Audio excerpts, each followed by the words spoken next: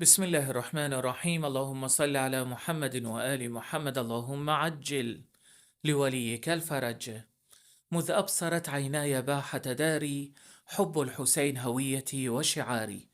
رجاء سورة قصيرة جدا إذا ما قرأتها الآن وترددها في اليوم بعد كل صلاة فريضة، فإنك تكون مع محمد وآل محمد في الدنيا والآخرة.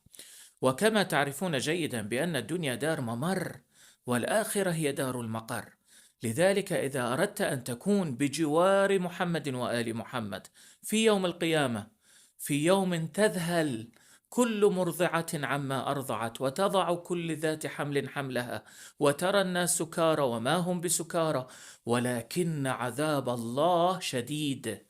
فإذا أردت الأمان يوم القيامة، بمجرد أن تأتي يوم القيامة، أن يأتي يوم القيامة وإذا بك تخرج من قبرك وأنت فورا تذهب مع محمد وآل محمد، تعيش في فيئهم وفي ظلهم وفي عنايتهم ورحمتهم، لا يمسك شيء حتى ينتهي الحساب، وتذهب بعد ذلك إلى الجنة معهم وتكون بجوار منازلهم.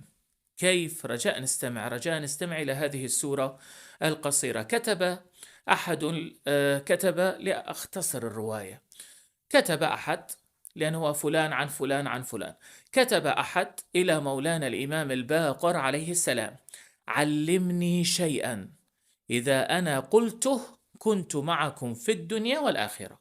كنت معكم في الدنيا أي لا أخالفكم، لا أتخاذل عنكم، دائما ناصر لكم في فيئكم، في رحمتكم، في دعائكم، في كل ما فيكم من خير أنال منه إن شاء الله شيئا إلى غير ذلك. وكذلك في الآخرة أكون في أمان.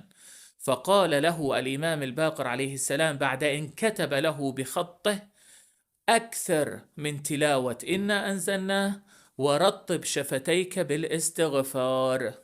يعني اقرأ سورة إنا أنزلناه أكثر من تلاوتها، أي أنك تستطيع أن تقرأها في الصلاة وتقرأها بعد الصلاة، وكذلك استغفر الله بعد كل صلاة 100 مرة، 10 مرات إلى غير ذلك، فتكون مع محمد وآل محمد.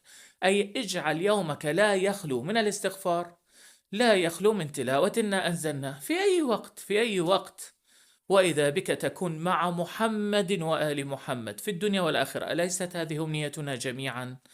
أليست أمانينا دائما بأن الله يحفظنا من كل ما نكره ومن كل ما نخاف ومن كل ما نحذر في الدنيا والآخرة؟